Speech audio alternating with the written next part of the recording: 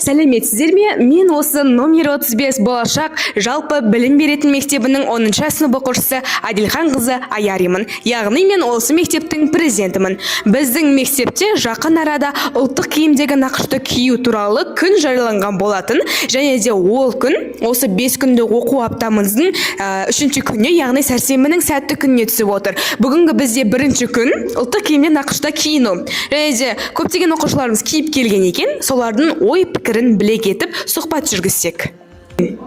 Дұрыс, қазақ халқының киім тәртіп киіп келу дұрысынан. Ой пікірін біле кетсек дейгім келеді, және сенің ойың қандай осыған? Я, дұрыс, ол әр аптаның 3-ші күні келіп келсе дұрыс қой. Рахмет. Біле кетсек. Мектеп оқушыларымыз салт дәстүрді әдетке айналдырса, ол өзімізге келешекте жақсы болады. Рахмет. Ендігі кезекте 9-шы А сынып оқушысы ол мекеннің ой пікірін біле кетсек.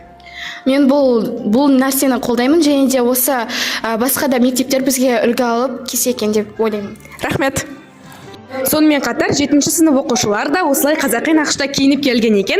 Және де басқалары осындай қазақша киім киюді қолдап жатыр. Ал сенің ойың қандай? Мен қолдаймын, маған қазақша нақышта киімдер ұнайды. Рахмет. Сонымен қатар біздің ұстаздарымыз да осындай қазақи нақышта киініп келген екен. Ал енді апайымыздың ой пікірін біле кетсек осыған байланысты. Бұл ұлттық киім кию ұлттың рухани баюына септігін тигізеді деп ойлаймын. Яғни сонымен қатар дәстүрімізді жаңғыртуға өз септігін тигізеді. Рахмет.